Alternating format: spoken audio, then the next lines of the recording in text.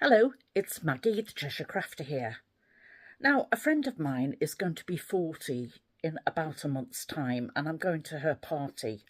She's of Irish descent, and I think a perfect gift for her would be a throw with an Irish chain design. I haven't done one of those before, but it's based on a 9 patch.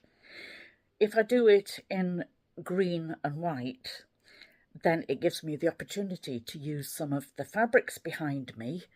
That green stash, we'll take a look closer in a minute, against a crisp white cotton. So let me first of all show you my fabric stash, and then I'll talk you through the fabrics that I've selected from it and why I've selected them. In this video, I'm going to be showing you how you can combine recycled fabrics with yardage successfully. These are all recycled fabrics, and I found that greens have been the hardest to find.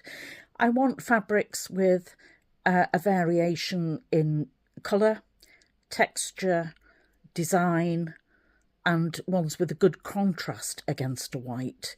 So from this stash, this actually goes back 2 layers now. So I've got quite a lot to choose from. So let's see which of these green fabrics I selected. For my pattern, I'm going to do a throw size, and here you can pause to view this.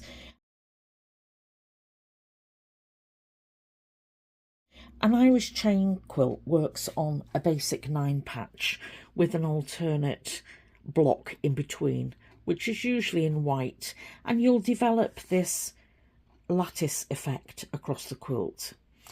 Now, this is working on a throw size of 54 by 72.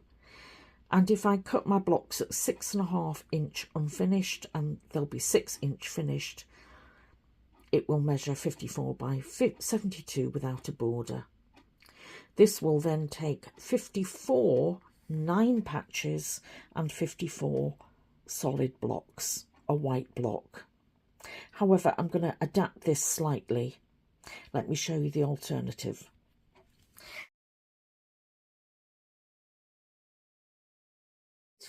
I've called it the Adapted Irish Chain Quilt with Batiks, and I'm going to reference here Donna Jordan from Jordan Fabrics. She did a video about 4 years ago now on YouTube where, as an alternative to a white, she's used a solid, and she's used K-facet fabrics, and it's stunning. Now that still gives you a lattice effect, but if I alternate, if you can see here, if I do a 9 patch, then a block, then alternate with a solid or a batik, I'm going to get a design that gives a diagonal solid and a diagonal lattice effect with a chain. The overall effect will give me a chain. And I'm going to use this design just to show you the pattern fallout here. I've done it with a slightly bigger size. This will take 154 blocks, but this will be 66 by 84. And that's a little bit big for me to try and manoeuvre when I want to come to quilt it on my domestic machine. So let me show you the details here. And in effect, I'm going to alter my Irish chain quilt to an adapted one. So every block here is going to be a solid, and for that I'm going to use a batik. Let me show you the fabrics that I've chosen to pull. As usual, I'm working in my kitchen next to my sink, so it is clean, look, but please ignore it. Right, for this quilt, I'm going to use a mixture of yardage and recycled fabrics. First of all, I've got a 60-inch wide white cotton fabric, and this is why I've chosen to do my quilt less than 60 inches wide. And I bought this very interesting batik at the closing sale at a garden centre last year, and the colours in it are perfect. It goes into blues, which I wasn't intending to include, but I might do. So this really runs the whole gamut from yellowy greens through to dark greens to blues. Now I need to match up recycled fabrics that will link in with these colourways. And what I'm wanting is fabrics that will be a real good contrast against the two. Well, I have quite a selection of greens from my stash. These are all recycled 100% cotton. I've removed all the linens and I've kept those in my storage space for a different quilt. Now, I want a mix of colour. First of all here, I'm going to look at colour before I look at patterns, texture and designs. And straight away, I need to look at these fabrics that I'm going to exclude from this and why. And that's this group. Because in order to go with that fabric, these are two sagey green, olive greens, dull greens, and they simply don't go. So they're going to go back on the shelf straight away. And I think this one comes into that category, so that's out too. So these are the fabrics that I've selected. There are 9 of them, and I've selected them because they go through the yellow scale, through to emerald green, and through to almost a teal blue. And I have a mix of patterns, florals, checks and ginghams. Let me show you. They not only must go in with the colourway of this, but they must show up clearly when cut into a square against the white. So I'm taking my chance a little bit, but I couldn't resist putting this in. This is from one of those Peruna broderie anglais dresses, and the broderie anglais design will add a little bit of interest. Then through to a citrine green gingham, excuse me, a sateen finish botanical, couldn't resist putting that one in. 2 quite similar greens, and then an emerald green with a pattern in the design.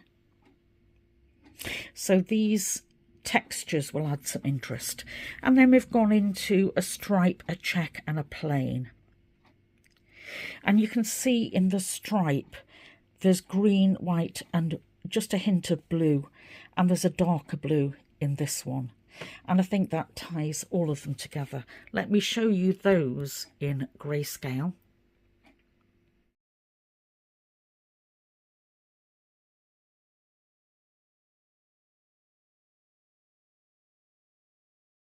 From my yardage, I'm going to be cutting 6.5-inch blocks from both of the white and the green. And then from these, I'm going to make the 9 patch up, and I'm going to do it based on a 2.5-inch strip. So from the white, I'm going to cut strips of 60-inch wide and 2.5-inch wide. For each block, I need, let me think, 1, 2, 3, 4 strips. And from my recycled fabrics, I'm going to try and get 2.5-inch lengths, as long as I can get them from each one. First of all, I need to iron some of these fabrics because they've been folded for quite some time. So is the yardage, by the way.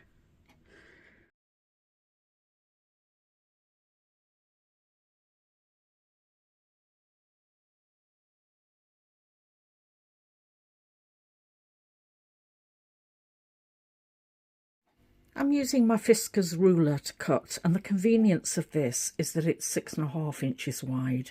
So once I've generated a straight edge, I can line up the edge with that cut edge and cut, and I know that every strip that I get will be 6.5 inches, and then I'll subcut. I folded this, so I'm going through 4 layers of fabric.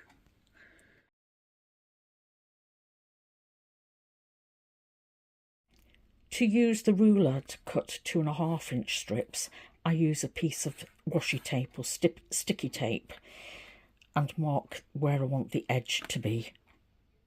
And then I double check it with my other ruler. So that's 2.5 inches wide. I don't know how many of these pieces I'll need yet, but so far I've cut 9, and that's 1 for each type of fabric that I have, and I still have some of this fabric left over. I'm going to cut the 6-inch wide fabrics now into squares, and I need 54 of these.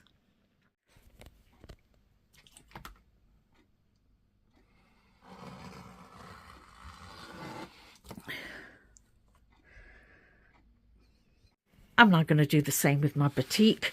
When you're cutting, by the way, don't forget to cut a selvage edge off. And then I start cutting from this outer edge. And if I've got any excess, it means that I've just got a folded in half piece of fabric down this edge. I've got a project coming up that this will be perfect for. Nothing goes to waste. The only wastage is that tiny bit of selvage. There wasn't a make on this cotton, by the way.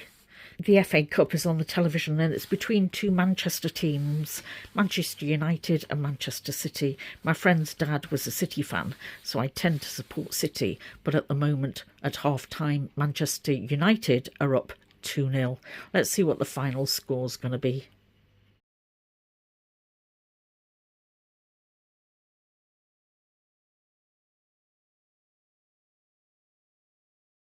When choosing the pieces from a fabric, if it was a shirt, I would choose a long sleeve or a shirt front first, because you can get long strips out of that. This is the lining of one of the dresses. And the first thing I need to make sure is a cut on the grain of the fabric. So I need to straighten this up to get a neat edge. And at the moment, I don't know how much of any of this fabric I'm going to need. So I'm doing 3 or 4 strips of each. This fabric was from a tie belt and it gave a very wide 6.5-inch belt once I'd unpicked it. So from the belt alone, I'm going to get a great deal for my 9 patch. Don't forget to unpick those accessories. These are the godettes from a dress that was A-line flare. This is one of the M&S Peruna dresses.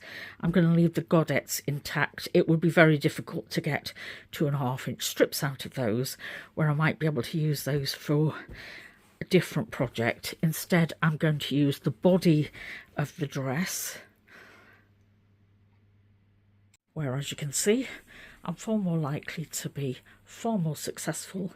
This wasn't cut on the bias, it was the godettes that gave the flare.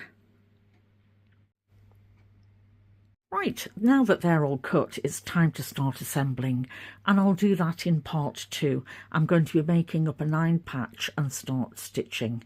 Come back and join me for that soon, won't you? This is Maggie, the Cheshire Crafter. Thanks for watching. Don't forget to like, subscribe if you haven't done already, and come back and see me soon, won't you? Bye.